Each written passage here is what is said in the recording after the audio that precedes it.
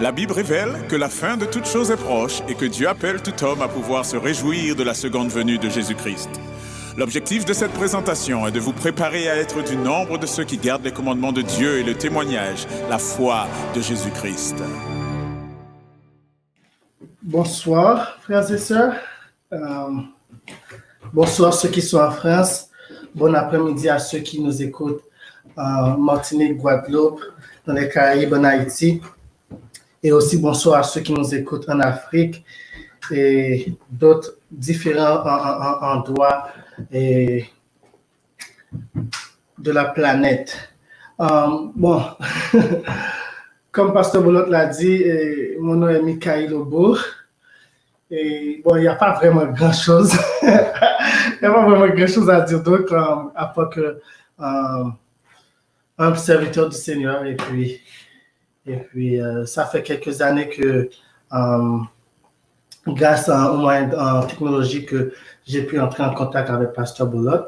Et puis depuis lors, on a tenu une simple relation. Donc, c'est tout, je pense. Mais je dois vous dire aussi, aujourd'hui, je suis chez notre frère Martin Octobre. Donc,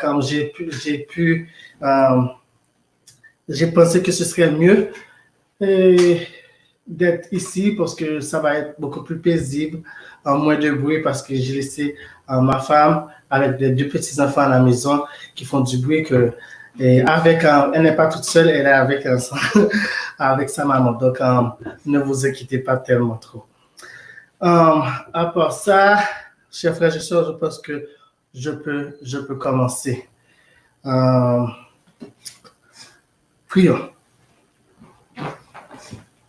Notre Seigneur qui est au ciel, notre Dieu, notre Père, nous te disons merci pour la vie que tu nous as conservée jusqu'à aujourd'hui. Tandis que le monde est en panique à cause d'une maladie que eux-mêmes, ils ne comprennent pas, eux-mêmes, ils ne peuvent pas expliquer. Mais toi, tu nous as préservés de tout mal. Mon papa, nous te demandons d'être avec nous en ce moment, d'être avec ceux qui écoutent, d'être avec moi qui va parler en ton nom. Mon papa, nous te demandons de pardonner nos fautes et nos péchés, de nous donner pleinement ton esprit. Sois avec nous, t'en prie ainsi au nom de Jésus. Amen.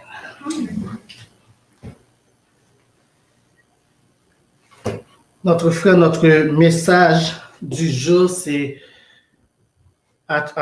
pour titre construire son caractère pendant qu'il fait encore jour. Et pourquoi ce titre? C'est parce que notre texte de base pour le séminaire de France 2020 se trouve en Jean 9, verset 4. C'est notre Seigneur Jésus qui l'a dit, il faut que je fasse tandis qu'il est jour, les œuvres de celui qui m'a envoyé. La nuit vient où personne ne peut travailler. Il faut que je fasse tandis qu'il est jour, les œuvres de celui qui m'a envoyé. La nuit vient où personne ne peut travailler. Donc Jésus lui-même savait qu'il avait une œuvre à faire et il devait le faire avant même il ne pouvait plus le faire avant même qu'il soit mis à mort. Nous aussi, nous avons été envoyés par lui. Et nous avons aussi une œuvre à faire avant que la nuit tombe. Parce que lorsque la nuit vient, on va voir ça pendant toute notre sermon aujourd'hui, et que lorsque la nuit vient, on ne pourra plus travailler. Je vous invite à tourner votre Bible avec moi en Matthieu 25, verset 1er. On va lire les versets 1 à 13. Matthieu 25, verset 1 à 13. Alors le royaume des cieux sera semblable à 10 vierges qui, ayant pris leur lampe, allèrent à l'encontre de l'époux. 5 d'entre elles étaient folles et 5 sages. Les folles, en prenant leur lampe, ne prirent point d'huile avec elles. Mais les sages prirent avec leur lampe de l'huile dans des vases. Verset 5. Comme l'époux tardait, toutes s'assoupirent et s'endormirent. Au milieu de la nuit, on cria, « Voici l'époux, allez à sa rencontre. » Alors toutes ces vierges se réveillèrent et préparèrent leurs lampes. Les folles dirent aux sages, donnez-nous de votre huile, car nos lampes s'éteignent.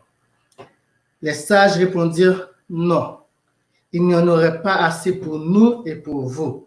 Allez plutôt chez ceux qui en vendent et achetez-en pour vous. Pendant qu'elles allaient en acheter, l'époux arriva. Celles qui étaient prêtes entrèrent avec lui dans la salle des noces et la porte fut fermée. Plus tard, les autres vierges vinrent et dirent, Seigneur, Seigneur, ouvre-nous. Mais il répondit, je vous le dis en vérité, je ne vous connais pas. Et Jésus termine cette parabole en disant, veillez donc, puisque vous ne savez ni le jour ni l'heure. Chers amis et frères et sœurs, la parabole des 10 vierges est une leçon spirituelle mais réelle, pour nous qui vivons à la fin des temps. Les 10 vierges représentent 2 classes de tous ceux qui croient au second retour de Jésus. 5 sont sages et les 5 autres sont dites folles. Les 10 avaient de l'huile et des lampes. Il nous est difficile de différencier pendant un certain temps qui étaient les sages et qui étaient les folles. De simple regard, on ne pouvait pas faire la différence. Elles paraissaient toutes être prêtes. Jusqu'au milieu de la nuit, quand le cri est proclamé, voici l'époux, allez à sa rencontre. C'est à ce moment que plusieurs de ces vierges, qu'elles ne sont pas prêtes pour rencontrer l'époux. Les 5 folles n'ont pas d'huile de réserve. L'huile représente l'onction du Saint-Esprit. Les 5 folles étaient dépourvues du Saint-Esprit. En parabole, pour Jésus, page 360, si on peut avancer le slide pour nous, merci. Il nous est dit, sans l'Esprit de Dieu, toute connaissance de sa parole est vaine. Frères, que nous connaissons la Bible de Genèse à l'Apocalypse, que nous soyons le plus gros théologien du monde, sans l'Esprit de Dieu, toute connaissance de sa parole est vaine. La théorie de la vérité ne peut vivifier l'âme et sanctifier le cœur. Et j'insiste sur la partie qui dit la théorie de la vérité. Oh frères et sœurs, nous en avons et nous connaissons beaucoup de la vérité. Mais espérons que ce n'est pas seulement la théorie que nous savons, mais que cette vérité puisse être une vérité expérimentale pour nous. La théorie de la vérité ne peut vivifier l'âme et sanctifier le cœur si elle ne s'accompagne pas de son influence. Il faut que la vérité influence notre vie, notre mode de vie, notre manger, notre boire, notre habillement, nos sortes de divertissement, même le travail que nous entreprenons, le choix de carrière que nous faisons pour ceux qui sont jeunes, etc., etc. Il faut que la vérité influence notre vie. Nous pouvons connaître les commandements de Dieu. Oui, nous sommes des observateurs du sabbat, oui, etc., etc.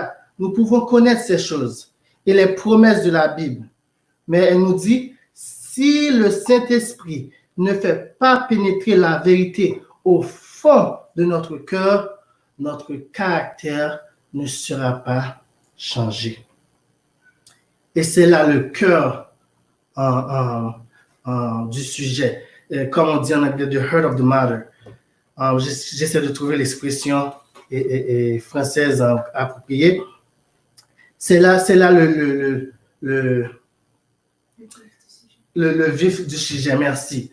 Sans son illumination, sans l'illumination du Saint-Esprit, il est impossible de distinguer la vérité de l'erreur. Et l'on succombe inévitablement aux habiles tentations de Satan. Elle nous dit ici que sans l'effet de l'esprit, sans l'influence vivifiante de l'esprit et sanctifiante de l'esprit, notre caractère ne sera pas changé. Donc, on voit ici que les 5 vierges folles n'avaient pas un caractère qui était semblable à celui de notre Sauveur. Dans ce temps de probation, durant ce temps de grâce, pendant qu'il fait encore jour, c'est le moment de travailler sur notre caractère. Le temps de crise s'en vient. La nuit s'approche. Et ce ne sera plus le temps de travailler notre caractère à la ressemblance de celui de Jésus. Ce sera le moment que notre caractère soit révélé pour ce qu'il est réellement. Youth Instructor, et 16 janvier 1996, paragraphe 2, avance le slide pour nous. Elle nous dit, nous vivons maintenant à une époque des plus périlleuses et aucun de nous ne devrait tarder à se préparer à la venue du Christ. Et encore aujourd'hui, lorsque nous voyons la folie et toutes ces choses qui se passent dans notre monde, ces paroles ont encore plus de sens pour nous. Nous vivons maintenant à une époque des plus périlleuses. Il ne faut pas tarder à se préparer pour la seconde venue de notre Seigneur. Que personne ne suive l'exemple des vierges folles et pense qu'il sera prudent d'attendre que la crise survienne avant d'acquérir quoi? Une préparation de caractère pour se tenir debout à ce moment-là. Et je vais reprendre cette phrase, chers amis, parce qu'elle nous met en garde, elle nous donne une exhortation. L'Esprit du Seigneur est en train de nous dire quelque chose. Que personne ne suive l'exemple des vierges folles et pense qu'il sera prudent d'attendre que la crise survienne avant d'acquérir une préparation de caractère pour se tenir debout à ce moment-là. Qu'est-ce qu'ont fait les vierges folles? Ils n'ont pas pris de l'huile en réserve. Ils pensaient que, on peut demander à quelqu'un d'autre. On aura le temps d'aller acheter. Et aujourd'hui, plusieurs d'entre nous, je peux penser que, j'aurai le temps de préparer mon caractère. Mais l'Esprit du Seigneur nous dit, demain sera peut-être trop tard. On continue, elle nous dit, il sera trop tard pour rechercher la justice de Christ lorsque les invités seront appelés et examinés. Il est maintenant temps de revêtir la justice de Christ, le vêtement de noces qui vous conviendra pour entrer dans le souper de noces de l'agneau. Et nous allons voir qu'il y a une autre citation où elle fait le lien entre avoir un caractère qui peut résister à la crise qui s'en vient avec avoir la justice de notre Seigneur Jésus-Christ. Donc, elle fait un lien entre avoir le caractère de Christ et avoir la justice de Jésus-Christ. Dans la parabole, les vierges folles sont représentées comme mendiants de l'huile et ne la recevant pas à leur demande. Ceci est symbolique de ceux qui ne se sont pas préparés en développant un caractère pour se tenir debout en temps de crise. C'est comme s'ils devaient aller chez leurs voisins et dire « Donnez-moi votre caractère, sinon je serai perdu. » Chers amis, on ne pourra pas faire cela. De la même manière, les vierges folles n'avaient pas reçu de l'huile de la main des vierges sages. De la même manière, on ne pourra pas recevoir le caractère d'un autre au moment de la crise qui s'en vient, au moment du temps de détresse qui s'en vient tel qu'il n'en a jamais eu parmi les nations. Lorsqu'on lit la parabole des 10 vierges, notre cerveau humain nous fera croire que nous faisons partie de ceux qui sont appelés les vierges sages. pensant que nous avons de l'huile dans notre vase et de l'huile en réserve, pensant que nous sommes préparés pour rencontrer notre Sauveur. On lit ces textes, on pense souvent que les vierges folles sont les autres adventistes trinitaires, les autres protestants, ceux qui refusent d'accepter le sabbat, etc., ceux qui ne croient pas dans le sanctuaire, etc. Mais il se peut que ce soit tout à fait le contraire. Il se peut que ce soit moi. Il se peut que ce soit vous.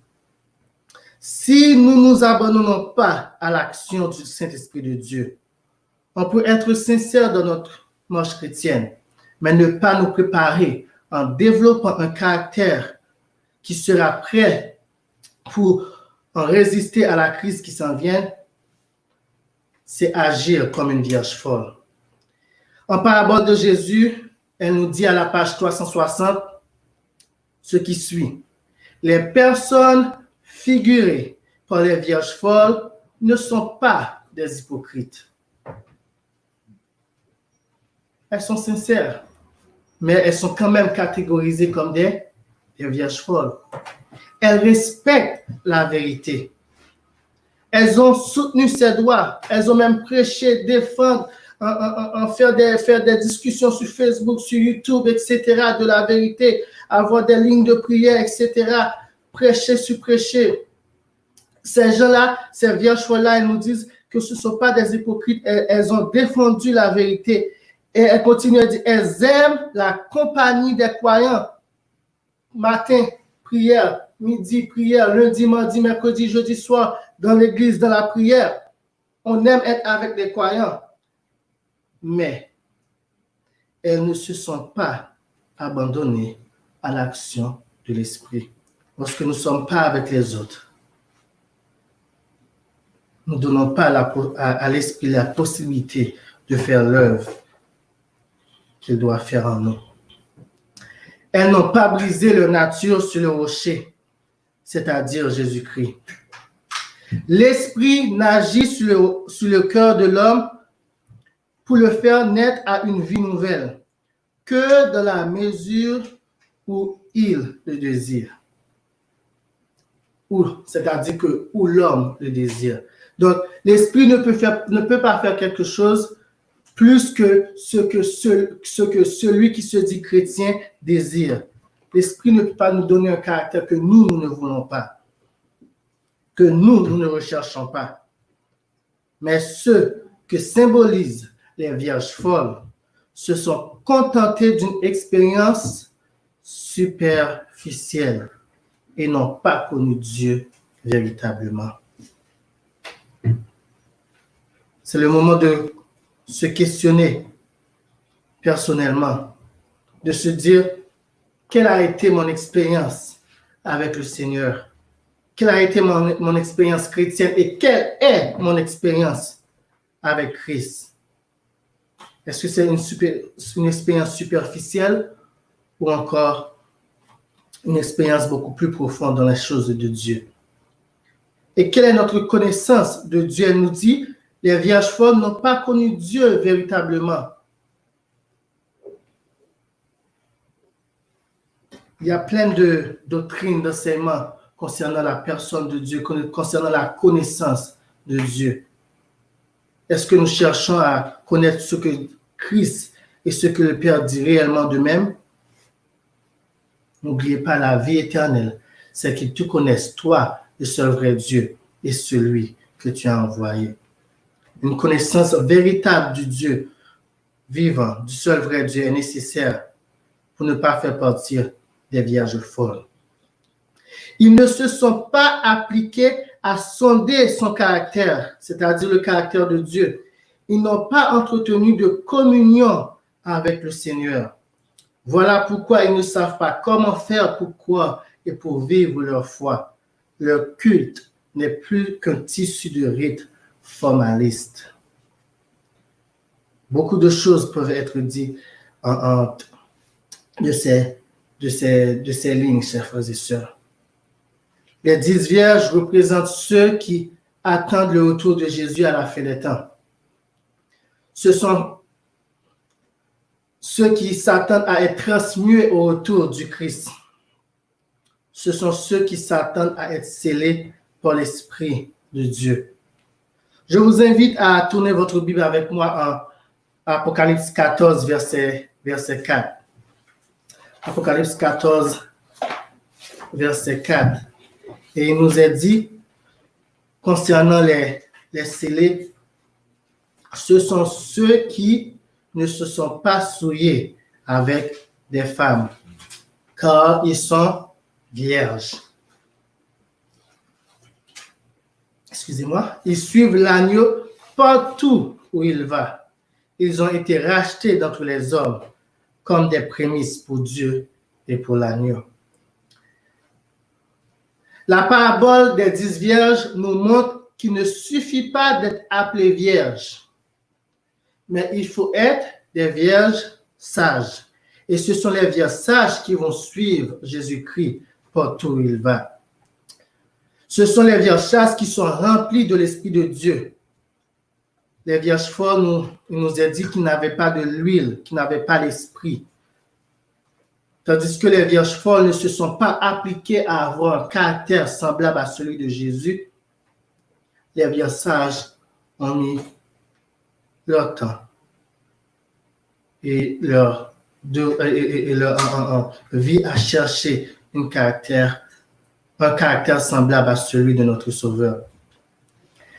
Et c'est pour cela que nous avons cette exhortation si solennelle en Review and Herald, 9 mars 1905, paragraphe 4.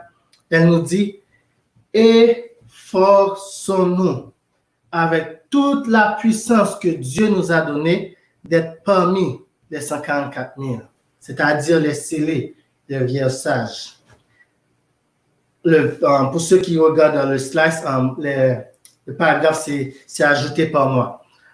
C'était dans mon texte, mais... Donc, d'être parmi les scellés, les vierges sages. Et faisons tout ce que nous pouvons pour aider les autres à gagner le ciel. Nous avons un double devoir ici.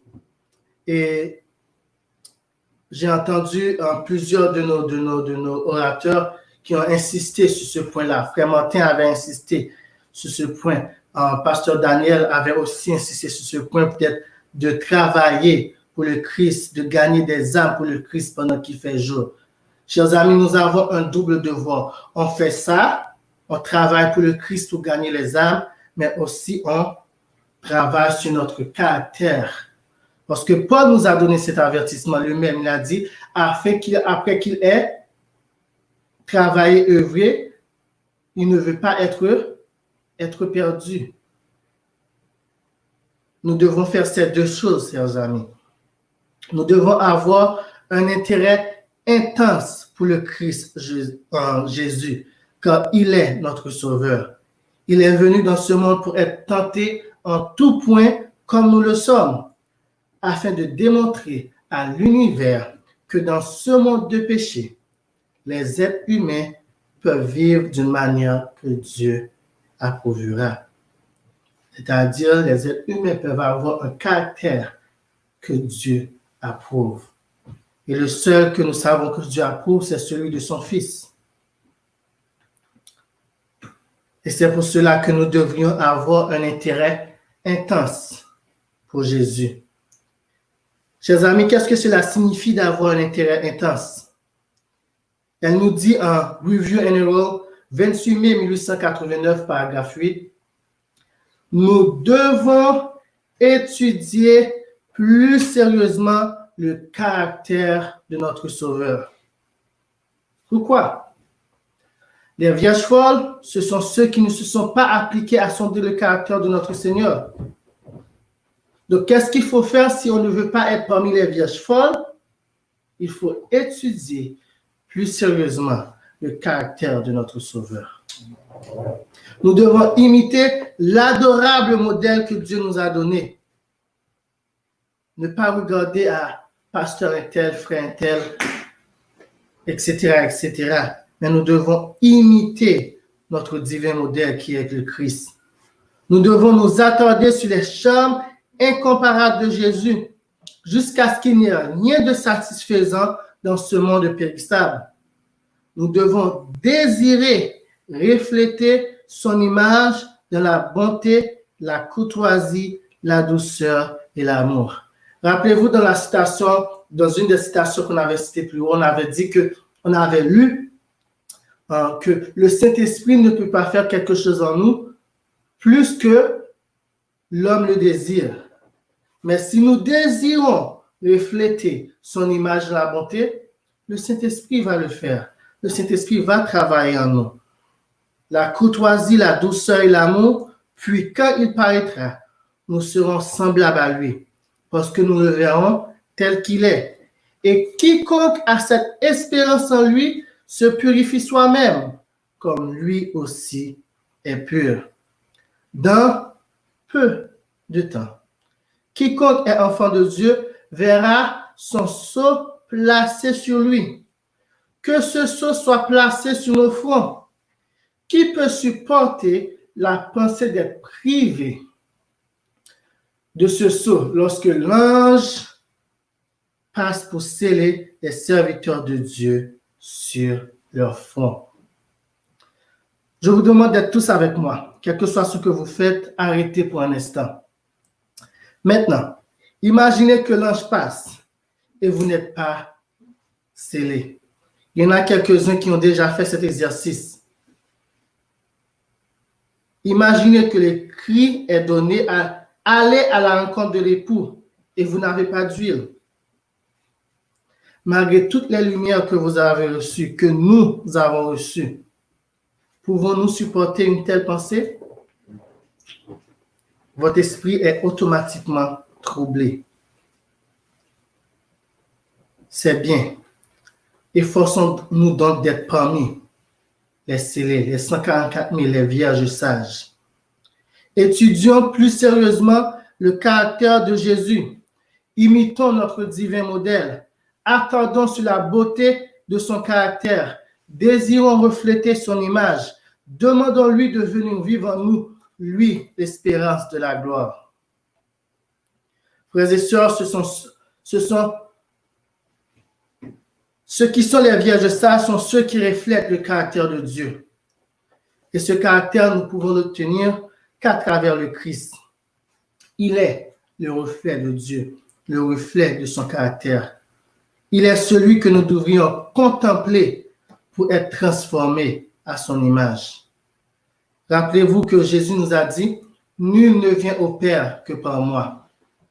On ne peut obtenir un caractère semblable à celui du Père par nous-mêmes, mais nous pouvons l'obtenir de la part du Christ gratuitement.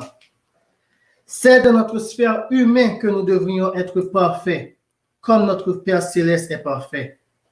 C'est pour cela que Jésus ne pouvait pas tout simplement rester au ciel et nous impartir le caractère de son Père. C'est pour cela qu'il a également participé au sang et à la chair comme tous les enfants d'Adam. C'est pour cela qu'il a dû être rendu semblable en toutes choses à ses frères. C'est pour cela qu'il a été tenté lui-même aussi. Ayant vécu notre vie et a été tenté comme nous, sans commettre de péché, c'est-à-dire sans transgresser la loi de Dieu, il a formé un caractère qui est semblable à celle du Père. Et un caractère qui est semblable à celui du Père en son humanité. Rappelez-vous, il n'avait pas besoin de faire cela dans sa divinité. Il n'avait pas besoin de le faire. Il était l'image expresse, l'empreinte même de la personne de Dieu, l'empreinte même de la personne de son Père. Il avait les traits de caractère, les caractéristiques de son Père. Mais dans son humanité, il fallait qu'il obtienne un caractère semblable à celui du Père pour qu'il puisse nous l'impartir. Et en parabole de Jésus, à la page 271, nous lisons ceci. Tissée sur les métiers du ciel, cette robe n'a pas un seul fil de la sagesse d'ici-bas. Dans son humanité, le Christ a formé un caractère parfait qui veut bien nous communiquer. Toute notre justice est comme un vêtement souillé. Le meilleur de nous-mêmes est atterré par le péché. mais le Fils de Dieu a paru pour ôter les péchés. Il n'y a point en lui de péché. Le péché, selon la définition biblique, est la transgression de la loi. Vous allez entendre beaucoup d'autres définitions. Mais il nous est clairement dit que le péché, selon la définition biblique, est la transgression de la loi. Le Christ s'est soumis à toutes les exigences de la loi. Lui-même ne disait-il pas, « Je veux faire ta volonté, mon Dieu, et ta loi est au fond de mon cœur. » Lorsque Jésus était sur la terre, il affirmait à ses disciples, « J'ai gardé les commandements de mon Père. » Par son obéissance parfaite, il a rendu possible pour tous les hommes l'observation des commandements de Dieu. J'aimerais que nous faisions le lien entre ces deux choses. Dans son humanité, le Christ a formé un caractère parfait pour pouvoir nous le communiquer. Et dans son humanité, il a eu une obéissance parfaite et qui nous rend capable de faire quoi? D'observer les commandements de Dieu. Un caractère semblable à celui de Jésus est un caractère qui est obéissant aux commandements de Dieu, qui fait ce qui est juste. Les commandements de Dieu sont justes. Avoir un caractère semblable à celui de Jésus-Christ est un caractère qui observe les commandements de Dieu. Quand nous nous soumettons au Christ, notre cœur est uni au sien, notre volonté se confond avec la sienne, notre esprit s'identifie au sien, nos pensées sont captives de sa volonté, nous vivons de sa vie. Voilà ce que signifie être revêtu du vêtement de sa justice.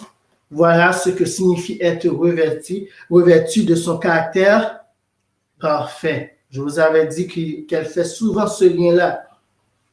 Quand le Seigneur nous regarde, il ne voit pas un habit fait de feuilles de figuier, ni la nudité, ni la laideur du péché, mais sa propre robe de justice, qui est l'obéissance parfaite à la loi de l'Éternel. Parabole de Jésus, page 271, paragraphe 3. Donc, il devient très important de savoir comment est-ce que Christ nous communique ce caractère parfait qu'il a formé pour nous, qu'il a eu en luttant jusqu'au sang avec le péché. Il a gagné à un prix inestimable. Ce caractère parfait lui a coûté la vie. Donc, comment est-ce que nous pouvons avoir ce caractère? Comment est-ce que Jésus nous communique son caractère? En Jésus-Christ, page 675, paragraphe 1, elle nous dit, c'est l'Esprit qui nous permet de bénéficier de l'œuvre accomplie. Quelle œuvre? De quelle œuvre elle parle ici? L'œuvre qu'il a fait dans son humanité. Son caractère parfait qu'il a pu former pour nous. C'est l'Esprit qui nous permet de bénéficier de l'œuvre accomplie par le Rédempteur du monde. C'est l'Esprit qui rend le cœur pur. C'est par l'Esprit que le croyant devient participant de la nature divine. Le Christ a donné la plénitude de la puissance divine de son esprit pour que nous puissions vaincre nos défauts héréditaires ou acquis et pour que l'Église reçoive l'empreinte de son caractère.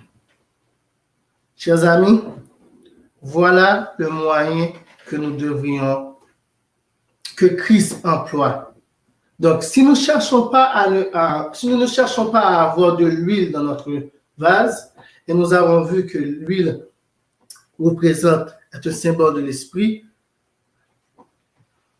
l'empreinte du caractère de Christ ne peut pas être posée sur nous.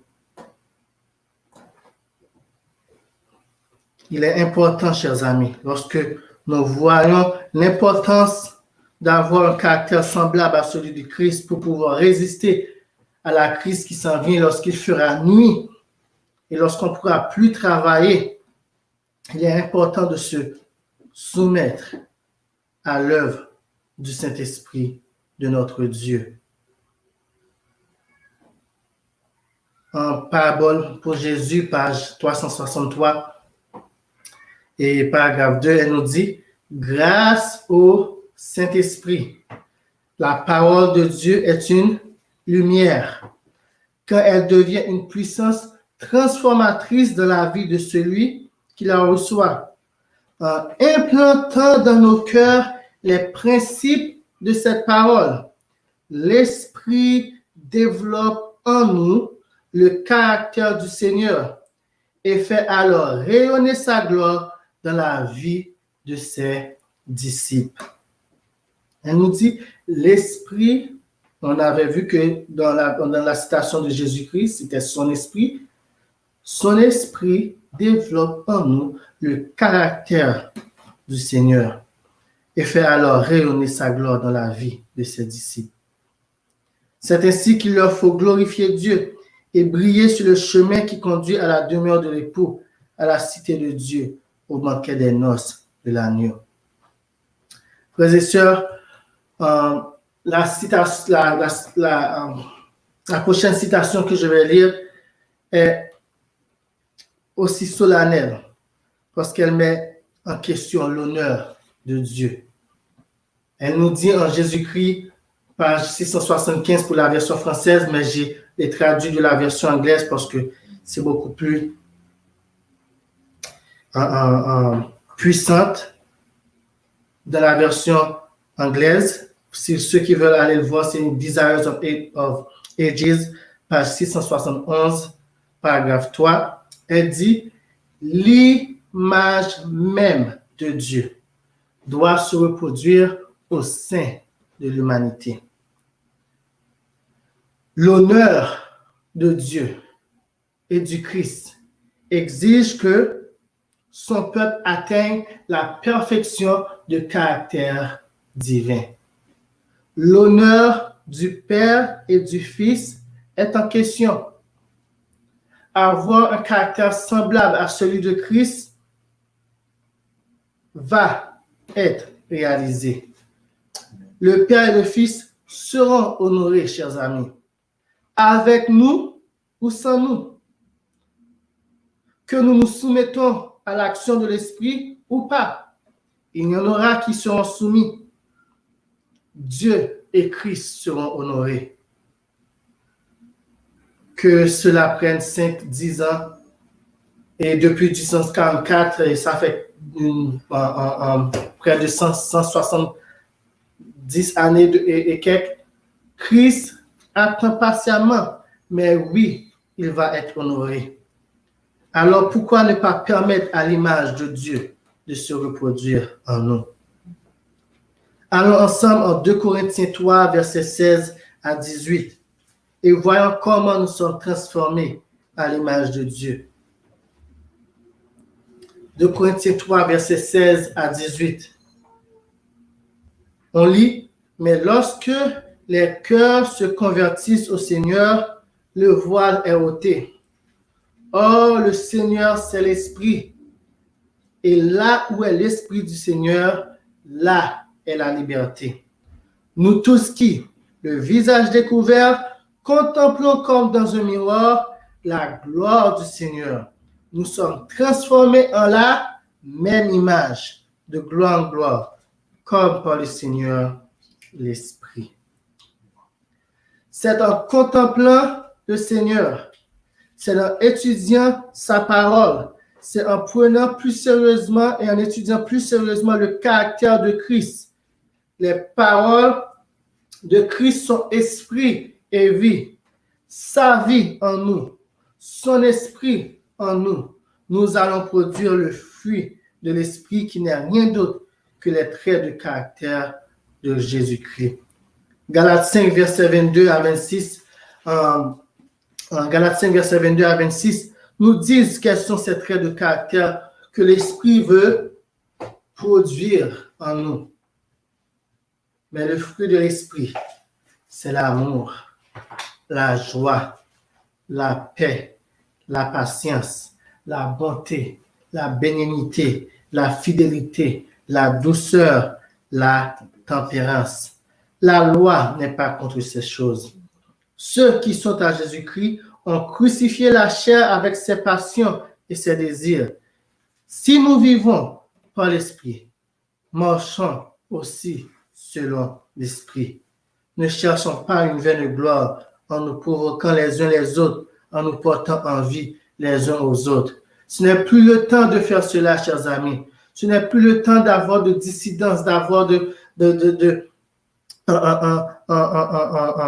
des conflits entre frères et sœurs. Et si nous disons tous le plus souvent, nous sommes chrétiens, nous sommes de la vérité présente, mais si nous provoquons les uns les autres, si nous portons envie les uns aux autres, frères et sœurs, nous ne marchons pas selon l'Esprit. L'Esprit ne produira pas de telles œuvres en nous. L'Esprit va avoir de l'amour pour son prochain. L'Esprit va avoir de la patience pour les fautes de son prochain. L'Esprit va avoir de la bonté pour son prochain. L'Esprit va avoir de la douceur lorsque l'autre est tombé. L'Esprit va avoir de la tempérance. C'est ces choses que l'Esprit de Dieu va produire en nous et pas le contraire. Retournons en Matthieu 25, au verset 8. Il nous est dit, les forts dirent aux sages, donnez-nous de votre huile, car nos lampes s'éteignent. Les sages répondirent, non, il n'y en aurait pas assez pour nous et pour vous. Allez plutôt chez ceux qui en vendent et achetez-en pour vous. Frères et sœurs, c'est maintenant le temps de se préparer pour la crise finale. La nuit qui s'en vient sera un moment de grand trouble. C'est aujourd'hui que nous devrions avoir l'image de Christ en nous. J'aimerais bien que nous soulignions ce fait. Personne ne pourra aider un autre au moment de la crise. Je parle au niveau du caractère. Les sages ne pouvaient pas donner de l'huile aux folles. Et lorsque nous faisons l'application, un tel frère ne pourra pas donner l'esprit, son caractère à un autre frère. Même femme et mari qui disent que la Bible dit être un, ils ne pourront pas partager un seul caractère, un même caractère. Sauf s'ils se sont laissés enseigner en même temps à l'école de Christ. Personne ne pourra partager le caractère avec un autre. Dans Youth Instructor, l'instruction pour la jeunesse, 16 janvier 1896, paragraphe 2, elle nous dit « Ceux qui étaient sages ne pouvaient pas donner leur huile aux lampes vacillantes des vierges folles. Le caractère n'est pas transférable. Il ne doit pas être acheté ou vendu. Il doit être acquis. Le Seigneur a donné à chaque individu l'opportunité d'acquérir un caractère juste pendant les heures de probation, pendant qu'il fait encore jour. Mais il n'a pas fourni un moyen par lequel un agent humain peut transmettre à un autre le caractère qu'il a développé. C'est seul par le Saint-Esprit que le caractère de Christ peut venir sur le caractère d'un autre. Entre nous, humains, nous ne pouvons pas faire cela. Nous pouvons influencer quelqu'un d'autre à aller dans la bonne direction ou à aller dans la mauvaise direction. Mais donner notre caractère à quelqu'un d'autre, ce n'est pas possible. Christ seul peut donner son caractère à nous. Et c'est le moment, chers frères et sœurs, pendant qu'il fait encore jour, pendant les heures de probation, avant que la porte de la grâce soit complètement fermée.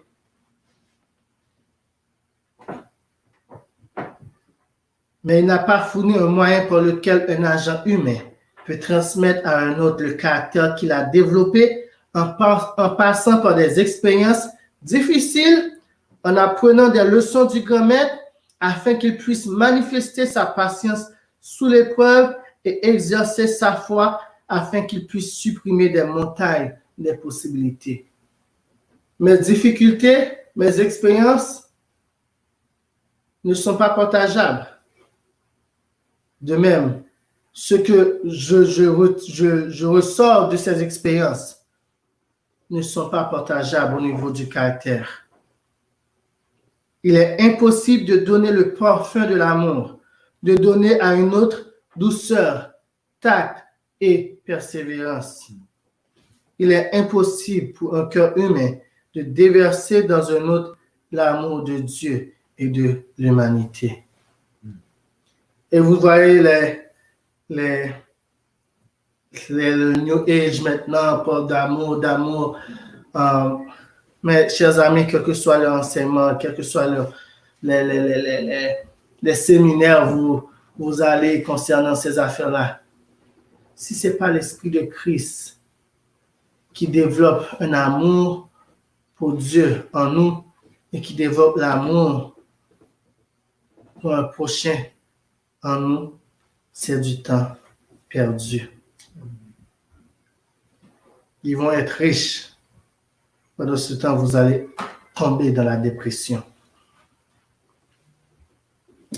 En parabole de Jésus, page 361, paragraphe 1, elle nous dit encore, mais dans le domaine de la foi, Pasteur Stomp en a parlé plusieurs fois, nul ne peut combler les déficiences des autres.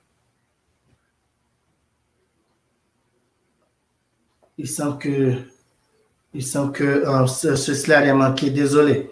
Mais dans le domaine de la foi, nul ne peut combler les déficiences des autres. Je lis en parabole de Jésus, page 361, paragraphe 1.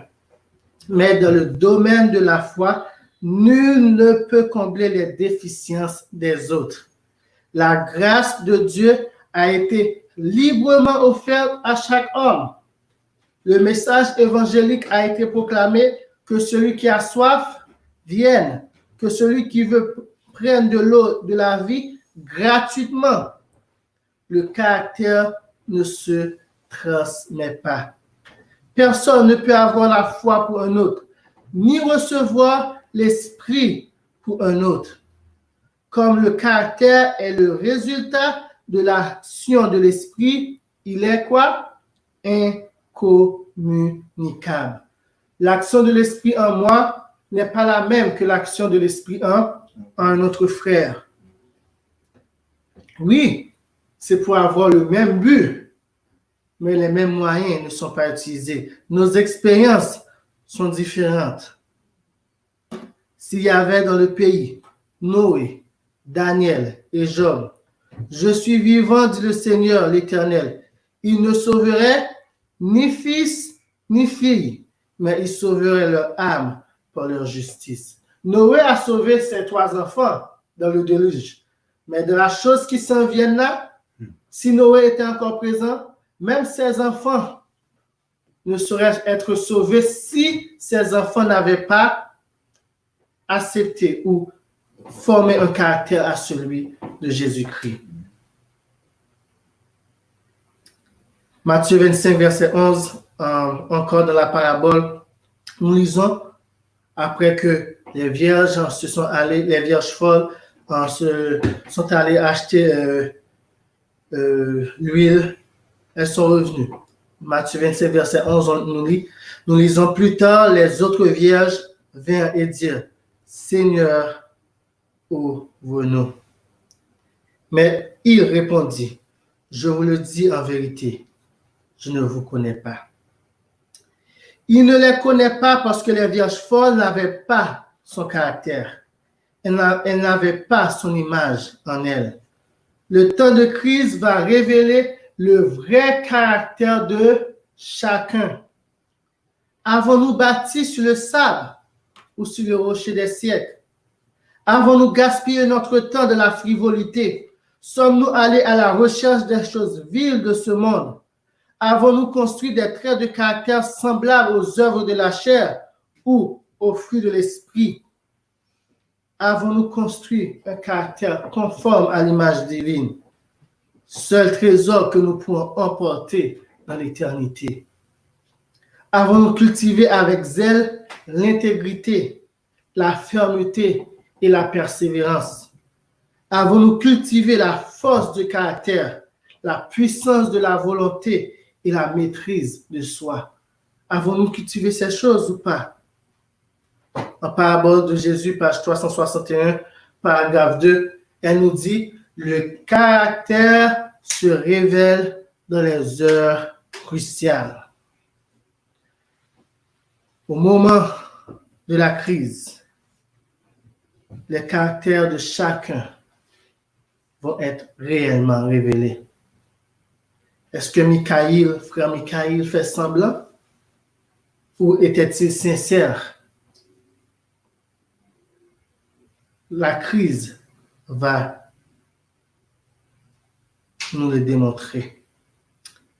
Quant à minuit, quand le cri se fit entendre, voici l'époux allé à sa rencontre et que les vierges furent tirées de leur sommeil, on vit alors lesquels s'étaient préparés.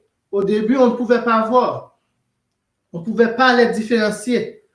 Toutes furent prises à l'improviste, mais les unes étaient en mesure de faire face à toute éventualité, tandis que les autres n'avaient rien prévu. Elle nous dit, aujourd'hui également, une catastrophe soudaine et inattendue. Vous savez, elle dit inattendue, mais on presse souvent que ça va arriver. Mais lorsque ça va venir, chers amis, ce sera encore inattendu.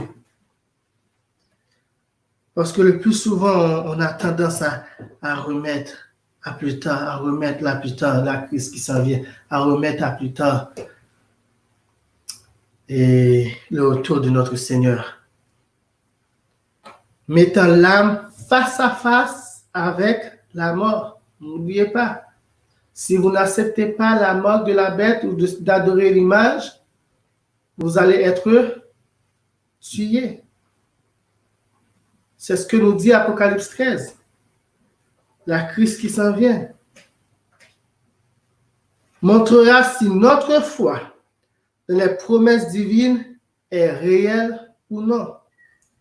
Si notre âme est soutenue ou non par l'Esprit de Dieu, si nous avons l'huile en réserve.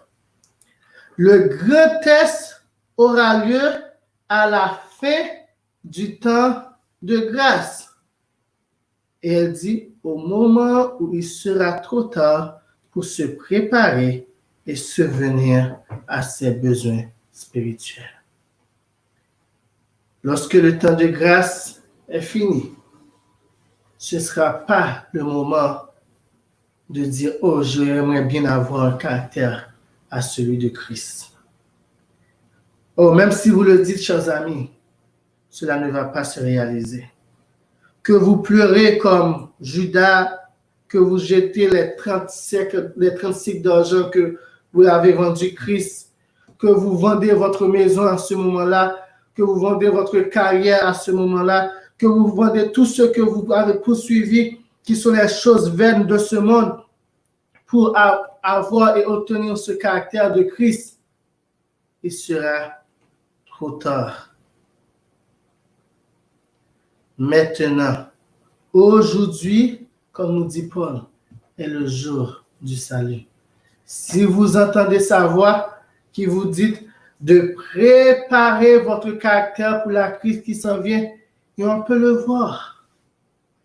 La parole de Dieu nous donne un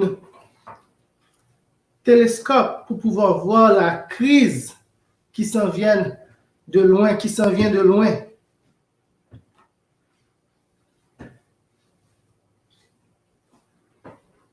Parce que si nous ne faisons pas cela,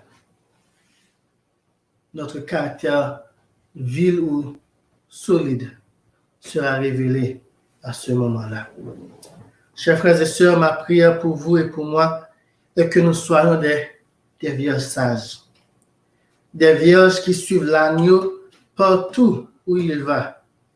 Et quelle que soit l'heure, que ce soit le jour ou que ce soit la nuit, en pleine nuit, à minuit, où il nous a dit, voici l'époux et allez à sa rencontre, que nous puissions être prêts et y aller. Ma prière est que nul de nous ne puisse entendre, je ne vous connais pas. Mais qu'on puisse tous entendre cette joyeuse mélodie, cette mélodieuse parole de notre Sauveur. Venez, vous tous qui êtes bénis de mon Père, prenez possession du royaume qui vous a été préparé dès la fondation du monde. Que le Seigneur vous bénisse. Amen. Amen.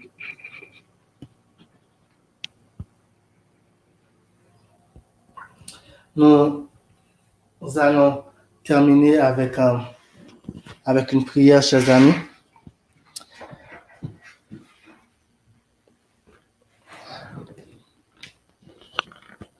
Notre Père qui est aux cieux,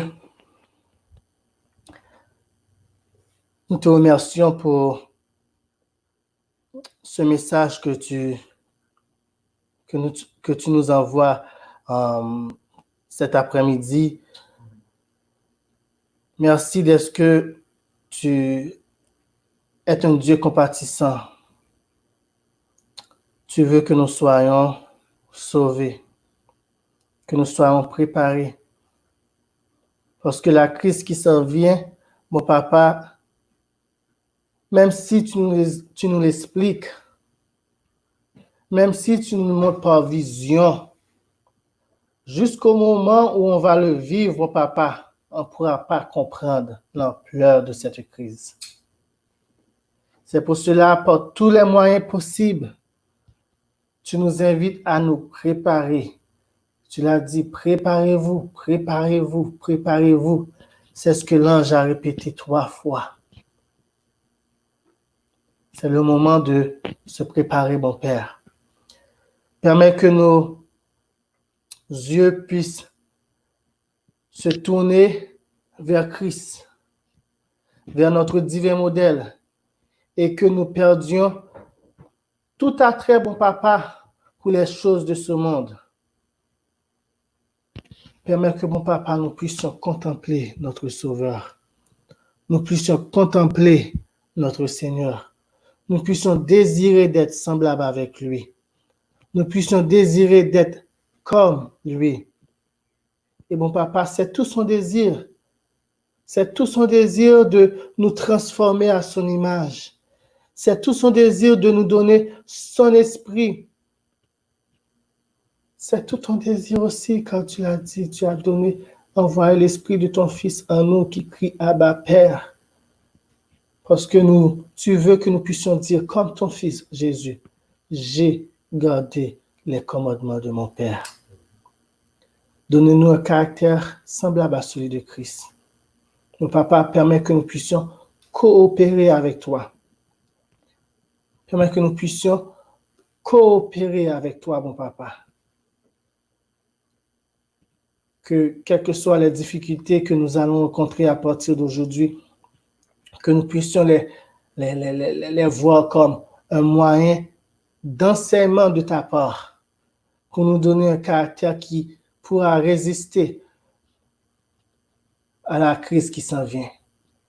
Une foi qui pourra résister à la chaleur, à la faim, à la souffrance, à la soif, au froid, aux humiliations, au rejet, mon papa, lorsque ce monde va nous rejeter, lorsque ce monde va nous donner toutes sortes de noms, mon papa, et que nous puissions nous rappeler que nous sommes fils et filles de Dieu, citoyens du royaume céleste.